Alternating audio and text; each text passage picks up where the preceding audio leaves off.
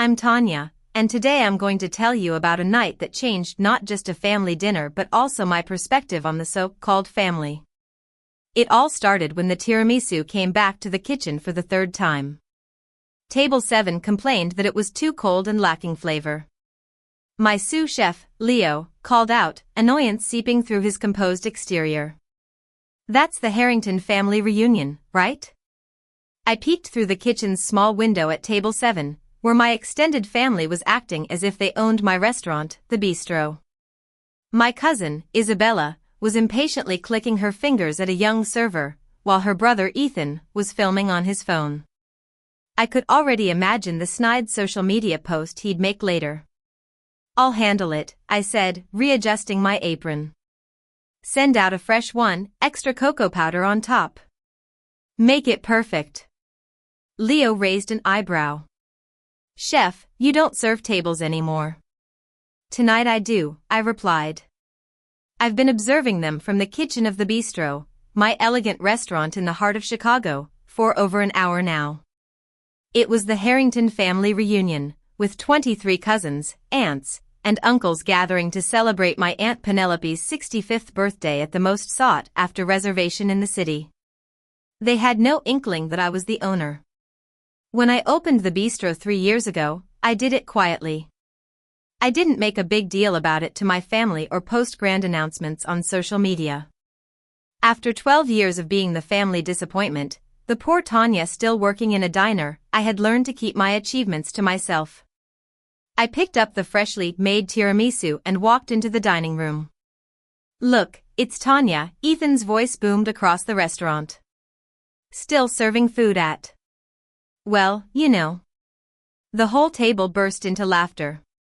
23 family members, all dressed in their best, were staring at me like I was the evening's entertainment. Aunt Penelope, I said, setting the plate in front of her. The server mentioned you weren't happy with the previous dessert. It was like eating ice, Tanya, she said dismissively. At these prices, I expect better. I apologized and offered to get them anything else. Ethan waved his hand and said, let's order the most expensive items on the menu. You know, give you a good tip to help you out. They ordered 3 bottles of our most expensive wine, a 2013 Domaine de la Romanie, Conti at $1,200 each, along with the 32 Oza 5 Wagyu steak paired with a multi-course tasting menu. They were flaunting their wealth, making sure I knew how much more successful they were compared to me. I wrote down their orders, my hand steady even though I felt a familiar sting of humiliation. I'll have the kitchen prepare everything specially for you, I said. I walked back to the kitchen, where Leo was waiting. Chef, we can refuse service to them, he said quietly. I shook my head, took off my server's apron, and put on my chef's coat. They want the most luxurious meal? Let's give it to them. For the next hour, I personally crafted every dish for table 7. The Wagyu steak, dry-aged for 60 days, was seared to a perfect medium rare. The lobster, flown in from the coast that morning, was cooked to a tender, buttery perfection. Each course of the tasting menu was a masterpiece of flavors I'd spent years perfecting. As I watched them through the window while they ate, their mockery gradually turned into stunned silence. Even Isabella stopped complaining by the second course. This is amazing, I heard Ethan say. I had no idea this place was this good. When the last dessert, my signature chocolate lava cake, was served, I knew it was time. I took off my chef's coat, put on the server's apron again, and printed out their bill. With wine, a food, and service charges, it came to $12,567.89. I carried the bill to their table. Here's your check. I hope everything was to your liking, I said. Ethan didn't even look at it. He just handed me his platinum credit card, still chuckling about some old story. Actually, I said, pulling out a chair and sitting down, I'd like to talk about the bill. The table fell silent. All 23 pairs of eyes stared at me. Tanya, what are you doing? You can't sit with the customers, Aunt Penelope said, confused. I can when I own the restaurant, I said calmly. Dead silence filled the air. Ethan laughed nervously. That's a strange joke. I took out my business card. Chef Tanya Harrington, owner and executive chef of the bistro.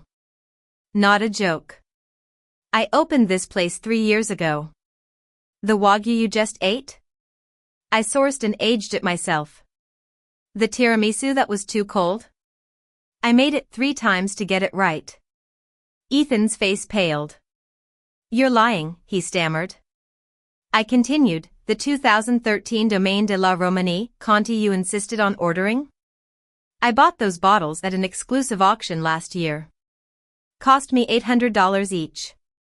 I marked them up because people like you think high price means high quality. This can't be true, Isabella whispered. You've always been a server. I was a server while I saved for culinary school, trained under Gordon Ramsay at his London restaurant, and did stints in culinary capitals like Milan and Barcelona. While you all were mocking poor Tanya at family dinners, I was learning from the best in the world, I replied. I stood up and smoothed my apron. As the owner, I'm comping your entire meal. All $12,567. 89 of it. Why would you do that? Ethan asked, confused. Because I want you to know that I can afford to let go of what you consider a fortune. Because I want you to remember that the cousin you laughed at for 12 years just gave you the best meal of your lives. And because I never want to see any of you in my restaurant again. You can't ban us, Isabella sputtered. We're family. Family? I laughed bitterly. Family doesn't humiliate each other for fun. Family doesn't measure worth by money or job titles. Family doesn't order expensive meals to help out while making fun of someone's life choices. I signaled to the front desk. 2 security guards, unobtrusive but clearly visible, positioned themselves by the door. The bistro has a strict policy. We don't serve those who disrespect our staff. And since you've been disrespecting the owner for an hour, you're all permanently banned, I said. Aunt Penelope stood up. This is ridiculous. I'm your aunt. You can't ban your own family from celebrating here. I can and I will, I said firmly. The saddest part is, if any of you had really asked about my life in the past 12 years, you would have known. I wasn't hiding, I just stopped sharing with those who only wanted to see my failures.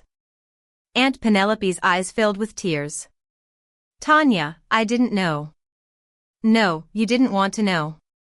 It was easier to pity me than to celebrate my success, I said. One by one, they left. Some were angry, some embarrassed, and some were still in shock.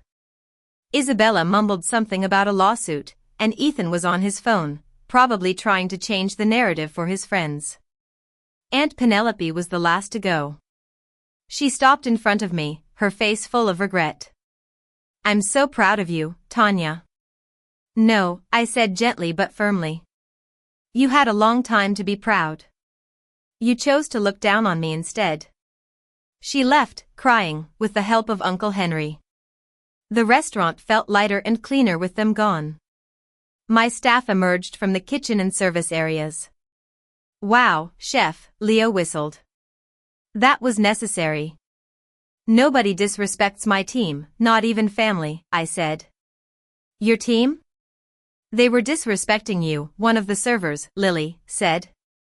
Same thing, I replied, looking around at my staff, my real family.